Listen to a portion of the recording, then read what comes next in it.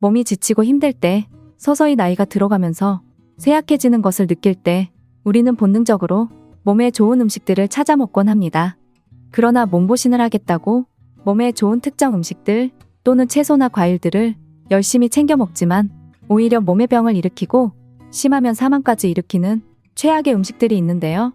여러분 안녕하세요. 사랑하며 건강하게 100세 이상 사랑건백입니다. 자, 건강을 생각해서 먹었던 음식들 중 의외로 우리 몸을 망치는 음식은 어떤 것이 있는지, 그리고 어떻게 하면 좀 더 건강하게 먹을 수 있는지 함께 알아보겠습니다. 영상 끝까지 봐주시고 좋아요와 구독, 알림 설정해 주시면 정말 감사하겠습니다. 첫 번째 음식은 생닭입니다. 몸보신하면 떠오르는 음식 중 하나가 바로 닭고기가 아닐까 싶은데요. 저 또한 몸이 힘들 땐 닭백숙이 딱 떠오르거든요. 그러나 몸보신을 위해 구매한 생닭이 자칫하면 우리 몸에 심각한 병을 일으킬 수 있다고 합니다. 가정에서 생닭 요리를 할 때 반드시 주의해야 합니다. 주의해야 하는 것이 바로 캠필로박터 캄필로박터인데요. 캠필로박터 캄필로박터는 동물 가축 조류의 위장에 존재하는 식중독균 중 하나로 인체 감염되면 발열과 권태감, 두통, 근육통 등과 함께 구토와 복통, 설사 등의 증상이 나타납니다. 캠필로박터균의 감염은 주로 고기를 완전히 익히지 않거나 생으로 섭취할 때 감염될 확률이 높기 때문에 요리를 할 때 완전히 익혀서 먹는다면 균에 감염되는 일이 발생하지는 않습니다.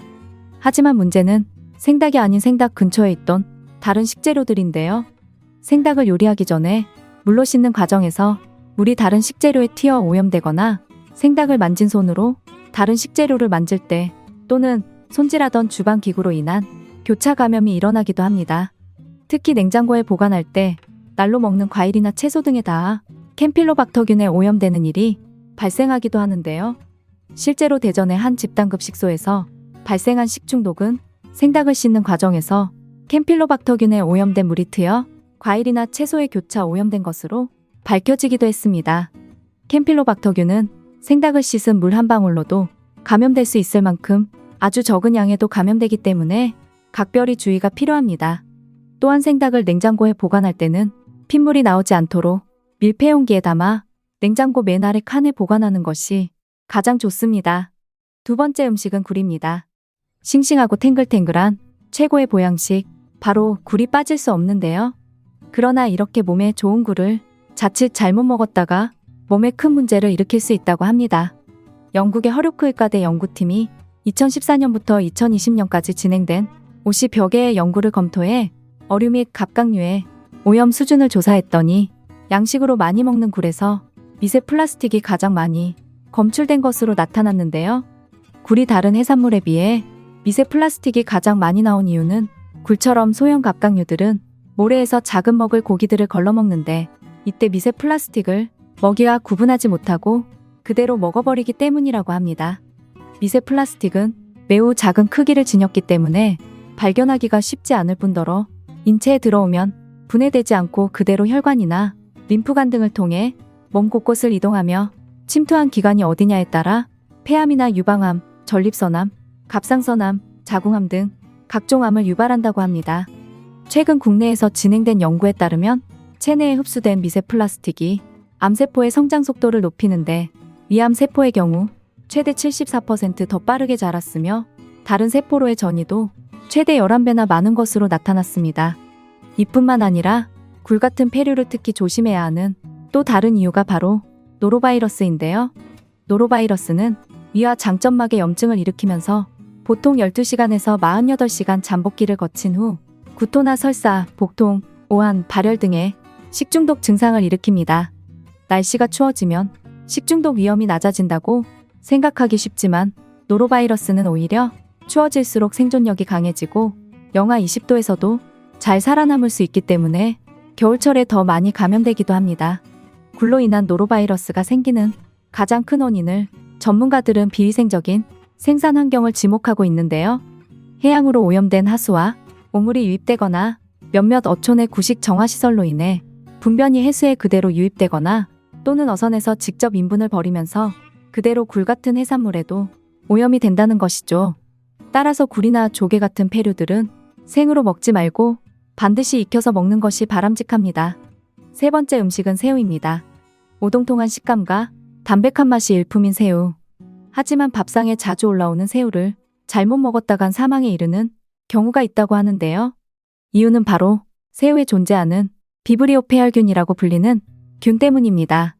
비브리오 페열균은 바다에 살고 있는 세균으로서 수온 15도에서 번식하기 시작해 20도가 넘으면 급격히 불어나게 되는데, 사실 새우뿐만 아니라 생선이나 조기 등의 해산물을 익히지 않고 날 것으로 먹었다간 비브리오 폐혈증에 걸려 사망하는 경우가 발생하게 됩니다. 비브리오 폐혈증에 걸리면 급성 발열과 구토, 설사가 시작되며 피부에 물집이 잡히는 수포가 몸 곳곳으로 확산하면서 피부 괴사가 진행되는데요. 지난 2021년에는 국내에서만 이 폐혈균으로 인해 51명의 환자가 발생했으며 이 중 22명이 사망하기도 했습니다. 그만큼 비브리오 폐혈증은 치사율이 무려 50에서 60%로 상당히 높은 편이며 병의 진행 속도 역시 굉장히 빠르기 때문에 골든타임이 매우 중요합니다. 일주 1회를 먹었거나 바닷물에 접촉 해안가에서 낚시를 한 뒤 이상 증세가 나타난다면 곧바로 응급실 방문해 빠른 대처가 필요합니다. 특히 무엇보다 비브리오 폐혈증을 각별히 주의해야 하는 분들이 있는데요. 평소 간질환을 앓고 있는 환자, 간경화 환자, 알코올 중독자, 당뇨병 같은 만성질환자들은 특히 주의해야 합니다. 비브리오 폐혈균은 간에서 제독하기 때문에 신체가 건강한 사람은 간에 있는 쿠퍼세포가 장을 통해 들어온 균을 사전에 제거하지만 간질환 환자들은 간이 제 기능을 하지 못하기 때문에 균이 간을 그대로 통과하여 혈액을 통해 전신을 돌아다니면서 폐혈증을 일으킨다고 합니다. 비브리오 폐혈균은 입으로 섭취하는 것뿐만 아니라 앞서 말씀드렸듯이 피부로도 감염될 수 있는데, 상처가 난 피부가 오염된 바닷물과 접촉할 때 발생하기도 하며 해산물을 손질할 때, 특히 새우의 경우 손질하다가 새우의 머리뿔이나 꼬리에 감염되는 사례가 있다고 합니다. 따라서 새우처럼 날카로운 해산물들은 손질을 할 때에는 반드시 장갑을 착용해야 하며, 폐혈균은 소금기 없는 물에 약하기 때문에 수돗물에 30초 이상 씻고 내장을 제거한 뒤에 반드시 익혀서 드시는 것이 가장 안전하겠습니다. 네 번째 음식은 요구르트입니다. 미국 타임즈가 선정한 세계 3대 장수식품, 양배추와 올리브에 이어 요구르트가 자리를 차지하고 있는데요. 요구르트가 건강에 좋다는 사실이 알려지면서 꾸준히 드시는 분들이 많이 계실 텐데요. 하지만 건강에 좋은 줄만 알았던 요구르트에는 크나큰 함정이 숨어 있습니다. 최근에 한국소비자원에서 시중에 판매 중인 발효유와 농후발효유 등 마시는 제품 14개, 떠먹는 제품 10개, 총 24개 제품의 영양성 조사한 결과 제품마다 당 함량이 생각보다 상당한 것으로 나타났는데, 어느 모 회사 제품의 경우 100g당 당 함량이 무려 16g 정도로 건강에 해롭다고 알려진 콜라보다 더 많은 당이 들어있었습니다. 소비자들 대부분은 요구르트가 건강 좋은 줄만 알고 꾸준히 마시는 경우가 많아 당과다 섭취가 발생하기 쉬운데요. 당 성분이 많은 제품을 섭취할 경우 체내 영양 불균형을 초래할 뿐만 아니라 고혈압이나 당뇨병, 심장병, 골다공증 등을 유발하며 심지어 최근에는 암을 억제하는 단백질의 작동을 방해한다는 연구 결과도 있어 섭취할 때는 반드시 이러한 점을 유의해야 합니다.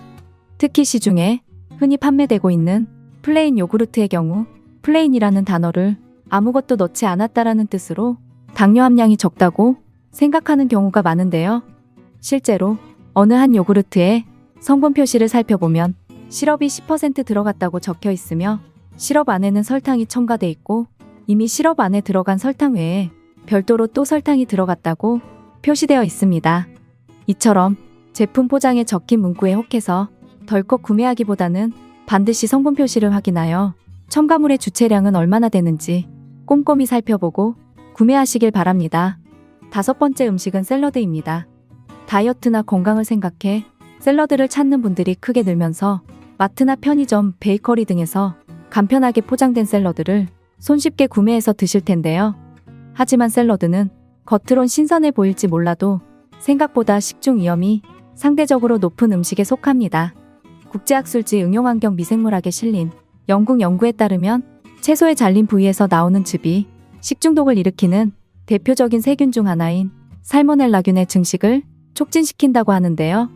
채소류가 식중독의 원인이 된 이유는 각종 균에 오염된 상추나 부추, 오이 등을 깨끗한 물로 세척하지 않거나 또는 세척을 했더라도 상온에 장시간 방치 후 섭취하는 등 관리에 소홀히 한 것이 원인으로 지적되며 분변이나 축산 폐수 등 오염된 지하수 하천수를 이용해 채소를 재배하면서 식중독균에 오염된 채 유통된 것 또한 원인으로 지목되고 있습니다. 특히나 대부분의 포장 샐러드는 구입 후 바로 섭취가 가능하지만 일부 샐러드는 직접 세척을 해서 먹는 상품들인데요.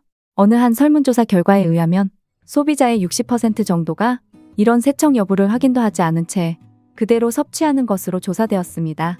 결국 식중독균이 묻어있을지도 모르는 샐러드를 그대로 섭취하는 위험천만한 일이 발생한다는 것인데요. 때문에 샐러드를 구입할 때는 샐러드의 세척 여부, 유통기한이 얼마나 되는지, 보관 온도와 상태가 적절한지를 확인 후 구매해야 하며 구입 후에는 빠른 시간 안에 섭취하고 그렇지 못할 경우 반드시 냉장 보관하는 것이 중요합니다. 여러분 사람마다 체질이 다양하고 또 체질에 맞는 좋은 음식과 나쁜 음식이 각각 다릅니다. 자신의 몸에 맞는 음식과 식품을 섭취하는 것이 건강관리의 기초가 됩니다. 여러분들도 다른 사람이 좋다는 음식을 무조건 따라 드시지 마시고 자신의 체질을 이해하고 그에 맞는 음식을 찾아 드시길 권장드립니다. 어린아이처럼 늘 웃음 가득하고 항상 행복한 삶을 이어나가시길 바라겠습니다. 오늘의 내용이 도움이 되셨다면 좋아요와 구독하기 부탁드립니다.